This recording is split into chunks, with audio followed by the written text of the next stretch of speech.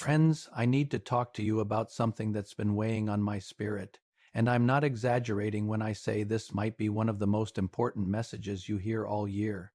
The Lord has revealed to me a deception so subtle, so perfectly disguised, that even the strongest believers are falling into this trap without even realizing it.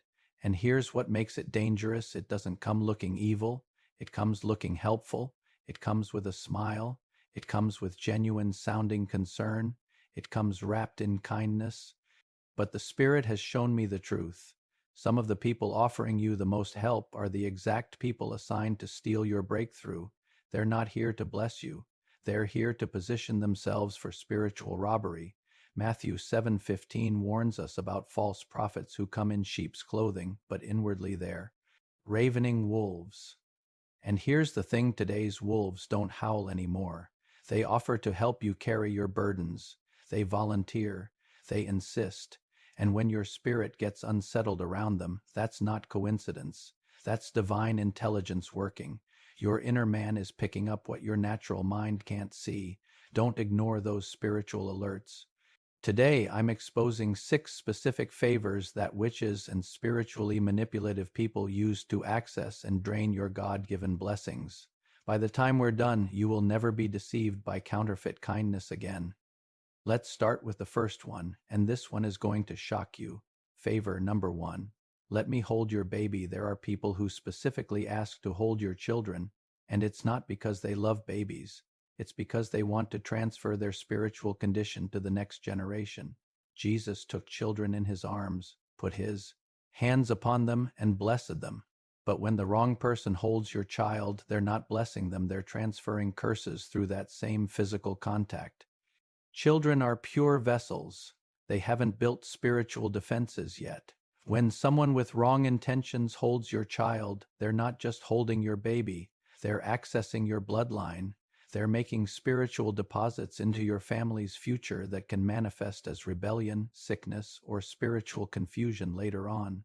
I've counseled mothers whose perfectly peaceful babies became fussy and difficult after certain people held them. Their calm children suddenly became restless, crying constantly, having trouble sleeping, and these mothers couldn't understand why. What they didn't realize is that when someone operating in witchcraft holds your baby, they're accessing your entire bloodline for spiritual manipulation.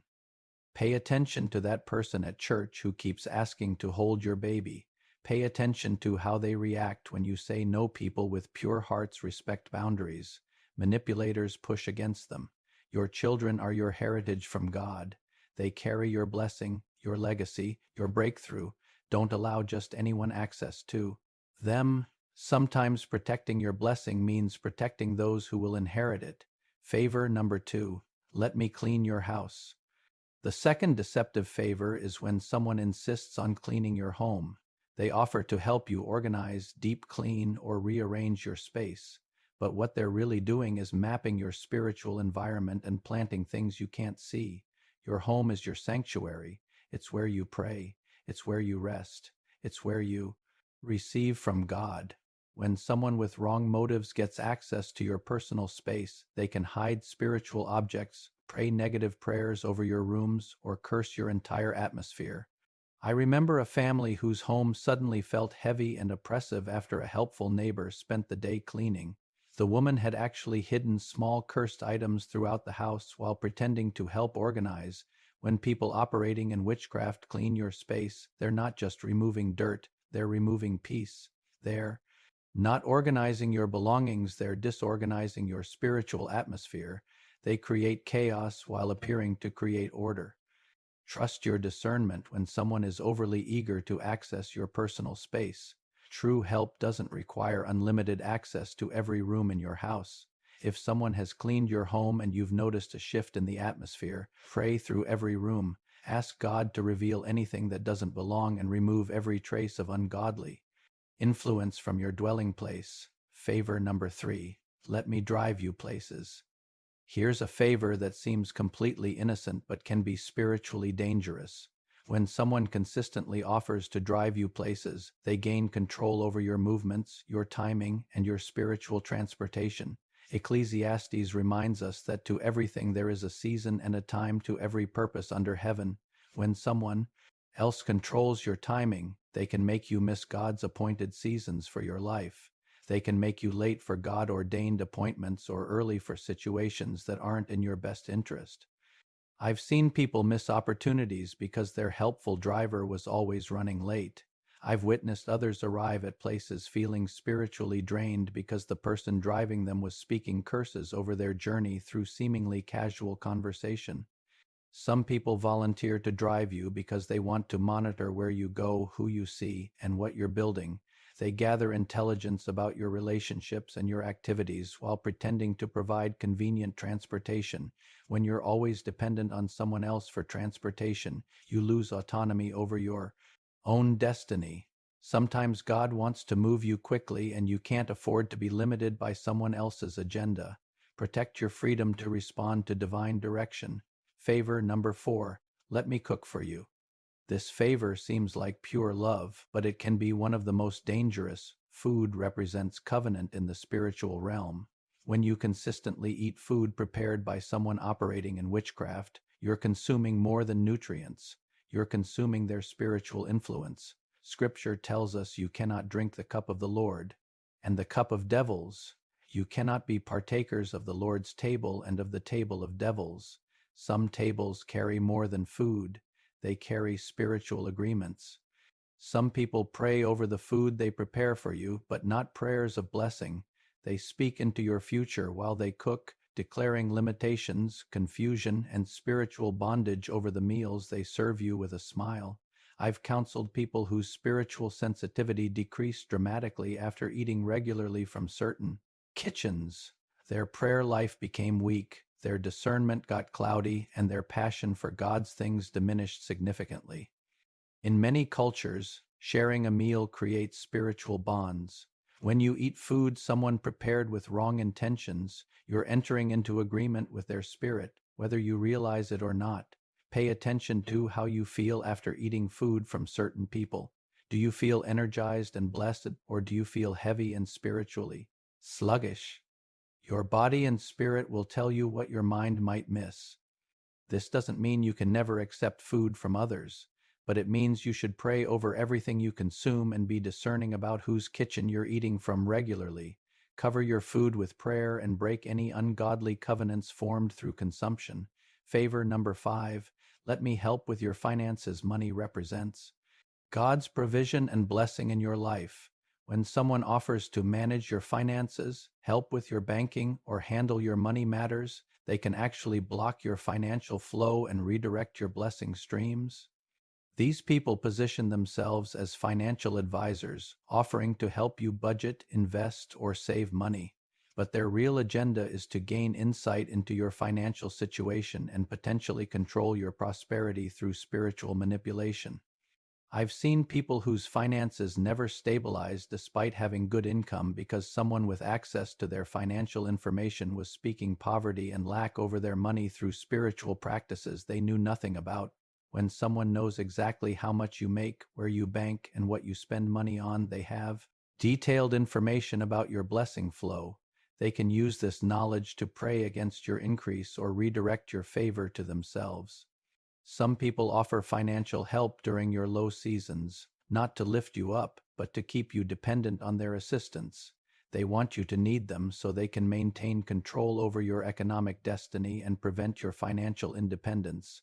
Guard your financial information carefully. Not everyone offering to help with money matters has pure motives. Favor number 6. Let me introduce you to my pastor. The most dangerous favor of all is when someone insists on connecting you to their spiritual authority figure.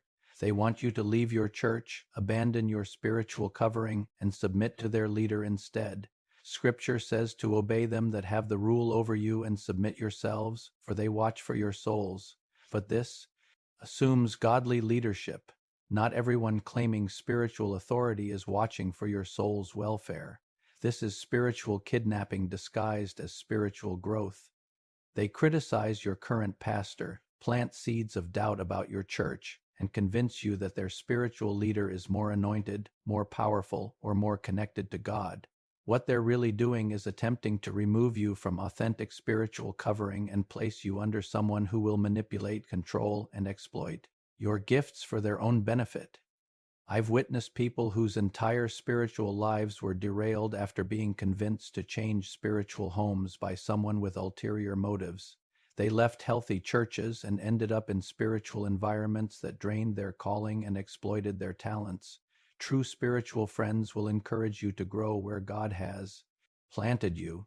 They won't constantly criticize your spiritual leadership or pressure you to abandon your divine assignment.